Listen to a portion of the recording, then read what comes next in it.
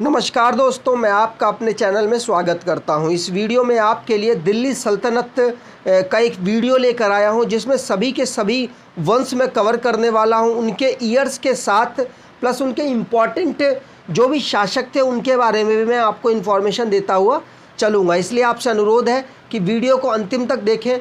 दिल्ली सल्तनत की बात कर लेते हैं। 5 वंश रहे हैं। पांचों वंश के सन के साथ हमको याद करना बहुत ज़रूरी है। गुलाम वंश 1206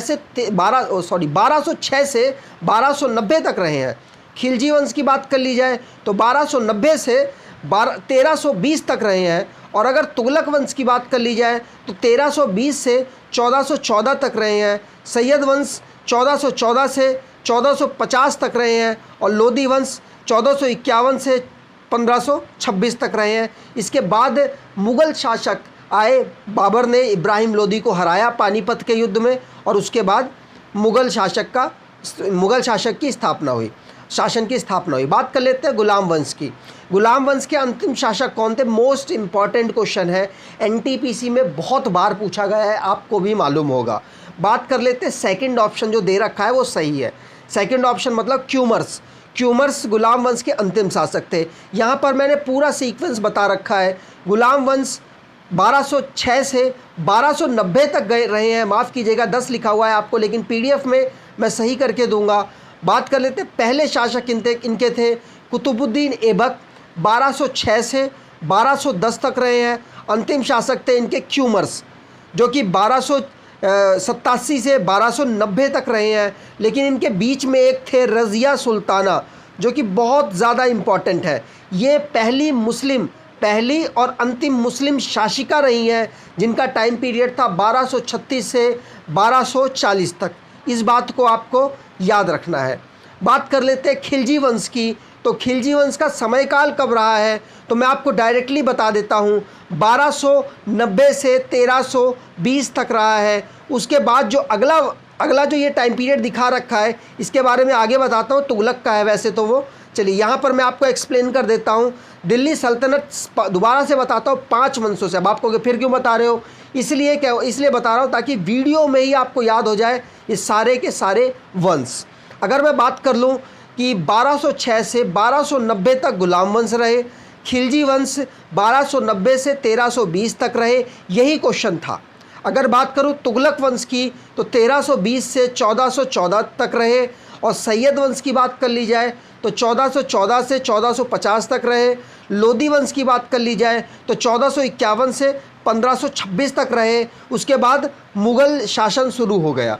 बात कर ले खिलजी वंश की तो खिलजी वंश में 5 शासक रहे हैं मेजॉरिटी में।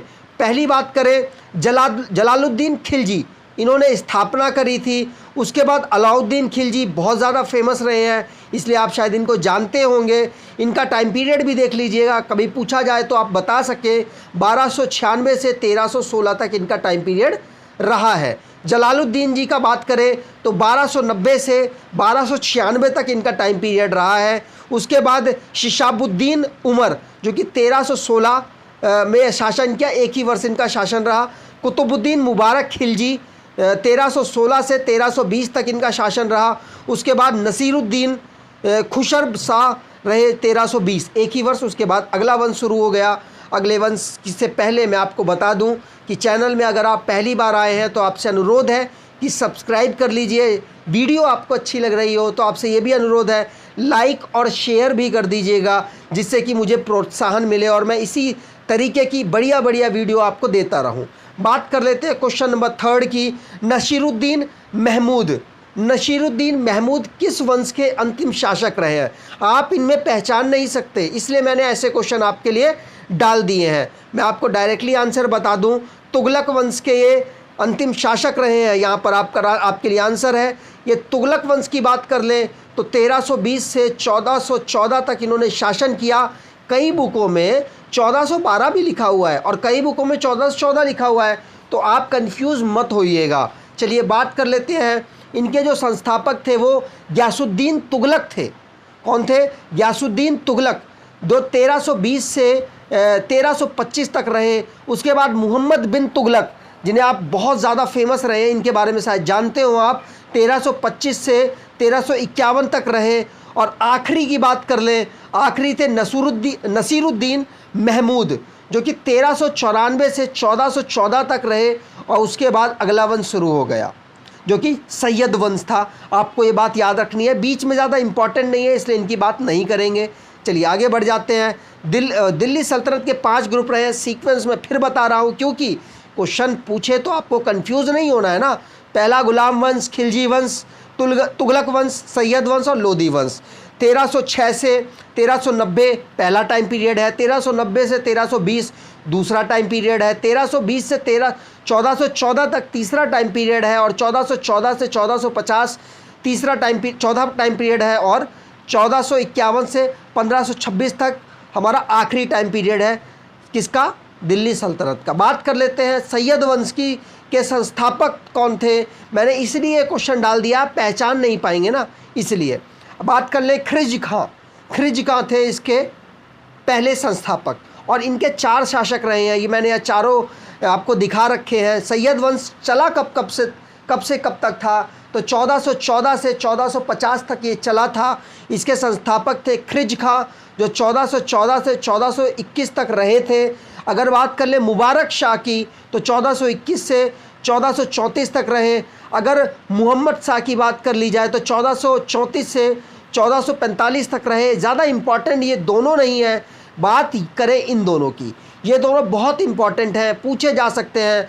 अलाउद्दीन आलम शाह ये रहे हैं 1445 से 1450 तक आखिरी शासक सैयद वंश के।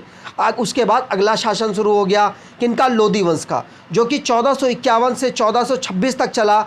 इसमें सबसे कम शासक रहे हैं, आपको मैं बता दूं 3 शासक सिर्फ रहे हैं इसमें।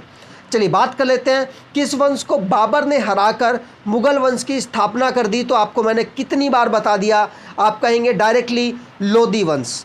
लोदी वंश जो कि बाबर ने हराया और उसके बाद शासन करने लगे। किसको हराया? इब्राहिम लोदी को। मतलब इब्राहिम लोदी वंश के अंतिम शासक रहे हैं। लोदी वंश के संस्थापक कौन थे? तो बहलोल लोदी, जो कि 1451 से 1489 तक शासन किया था। और अगर बात कर लीजिए सिकंदर शाह लोदी की, तो 1489 से उन्होंने 1517 तक शासन किया। और इब्राहिम लोदी 1517 से 1526 तक उन्होंने शासन किया। उसके बाद आ गए मुगल शासक। तो दिल्ली सल्तनत के बारे में मैंने आपको पूरा एक्सप्लेन करने की कोशिश की।